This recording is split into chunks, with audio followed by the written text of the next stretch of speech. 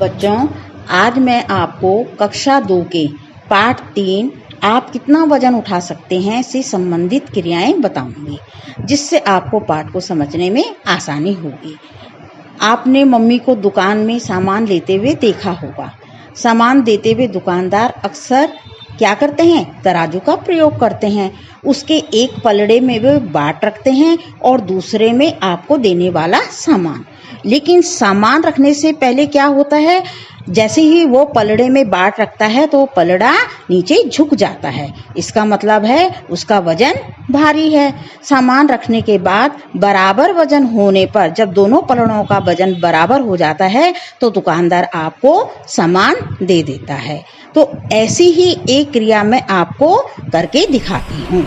तो देखो बच्चों, मेरे पास एक ये तराजू है और इसमें तोलने के लिए मैंने ये देखिए ये रखा हुआ है। ये स्केच पेन और मार्कर है और ये पेन और पेंसिल, ये फोम शीट और कंचा। वैसे तो आप इसको देख करके ही अनुमान लगा सकते हो कि इसमें कौन सी चीज भारी होगी और कौन सी हल्की होगी। इसमें कौन सी चीज भारी है, कौन सी हल्की है, ये आप सारा अपना आप ही अनुमान लगा सकते हैं। लेकिन फिर भी हम गतिविधि आपको करके दिखाएंगे। तो ये देखिए, ये तराजू हमने लिया, ये तराजू ले लिया। अब देखिए इसमें गतिविधि करके दिखाते हैं हम। ये स्केच पेन और मार्कर लेते हैं। तो देखिए एक तरफ हमने ये स्केच पेन रखा और दूसरी तरफ मार्कर रख दिया। तो देखिए कौन सी चीज भारी है, बता सकते हो ना आप कौन सी चीज भारी है? जो पलड़ा नीचे झुक गया वो चीज भारी है, यानी मार्कर भारी है स्केच पेन की तुलना में। तो पता चल रहा है ना कि भारी पलड़ा हमेशा नीचे झुक जाता है। ऐसे ही देखिए अब हम दूसरी गतिविधि करके दिखाएंगे आपको। ये अलग रख दिया है। अब ये देखिए एक तरफ हमने ये पेंसिल रख दी है और दूसरी तरफ पेन रख दिया है। कौन सा पलड़ा भारी हो गया है? ये देखिए पेन वाला पलड़ा भारी हो गया। इसका मतलब क्या हुआ कि पेंसिल से पेन ज्यादा वजनी है, वजनदार है, इसलिए ये नीचे झुक गया है। अब देखिए फिर हमारे पास ये भी है, एक फोम शीट है और एक कंचा है। अब देखिए उसमें ये एक तरफ मैंने कंचा रखा और दूसरी तरफ ये इतनी बड़ी फोम शीट रख ली। लेकिन देखिए वजन किसका झुका है? कंचे का। तो इसका मतलब इस फोम शीट की तुलना में कंचा भारी है। तो अब आपको पता चल गया होगा कि जो भारी होता है वो पलड़ा नीचे झुक जाता है। बच्चों, पाठ में आपने गधे की स्टोरी पढ़ ली होगी कि गधा नमक की बोरी ले जाते समय नदी में बार बार डुबकी लगा रहा था और जब मालिक गधे की चाल समझ गया तो उसने गधे को सबक सिखाने के लिए गधे की पीठ पर नमक की जगह ऊनी वस्त्र की बोरी रख दी। ऐसा करने से क्या हुआ होगा? तो चलिए इस बात का पता लगाते हैं। तो देखो बच्चों, मेरे पास क्या है? मेरे पास एक बाउल में नमक है और दूसरे में ऊन रखी है मैंने। तो गधे की कहानी में आपने देखा था कि वो नमक ले जा रहा था। तो हम देखिए आप यहाँ पे आपको क्रिया करके दिखाते हैं। मैं एक थैली में ये नमक भर रही हूँ, ये जानने के लिए कि किसका वजन हल्का है और किसका भारी है। ये देखिए मैं नमक भर रही हूँ एक थैली में।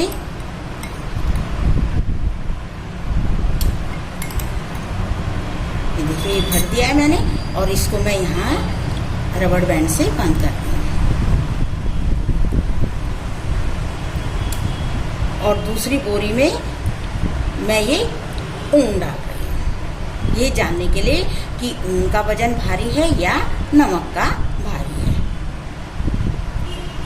देखिए इसको भी मैंने इससे बंद कर दिया है, रबड़ बैंड से बंद कर दिया है। तो अब देखिए हम ये क्रिया करेंगे।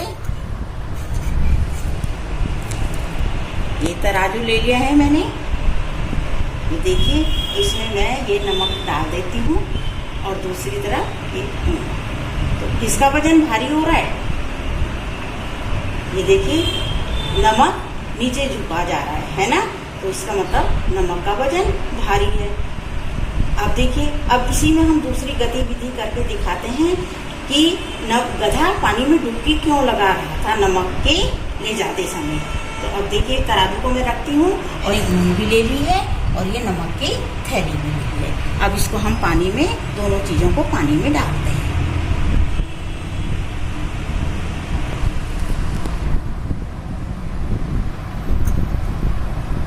देखिए दोनों चीज़ों को मैं पानी में भिगा रही हूँ, आप ध्यान से देखिए।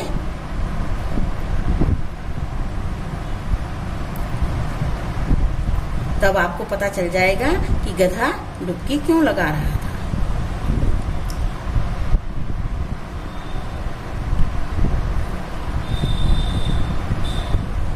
ये देखिए, अब हम इसको फिर दोबारा तराजू में रखते हैं।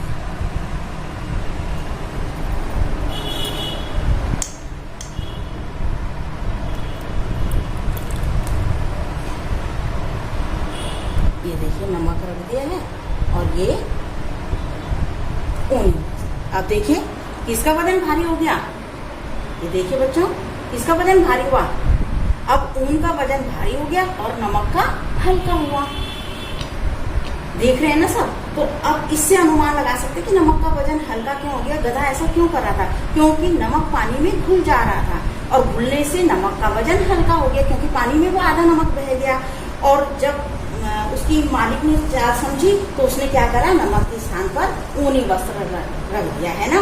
तो गधे को इसका पता ही नहीं चला और उसने फिर डुबकी लगा दी तो ऊन गिरने से क्या हो गई, भारी हो गई, क्योंकि पानी को ऊन ने सोख लिया और वो भारी हो गई। तो बच्चों आप इससे सीख गए होंगे कि कौन सा वजन भारी है और कौन सा हल्का। नमक भारी है या ऊन भारी। तो आप लोग भी घर में इस प्रकार से क्रियाएं करके मुझे दिखाएंगे और दूसरे दिन मुझे बताएंगे कि कौन सी चीज तुम्हारे पास भारी थी और कौन सी हल्की थी। तो सभी बच्चे इस प्रकार से बनाएंगे और क्रिया को करेंगे।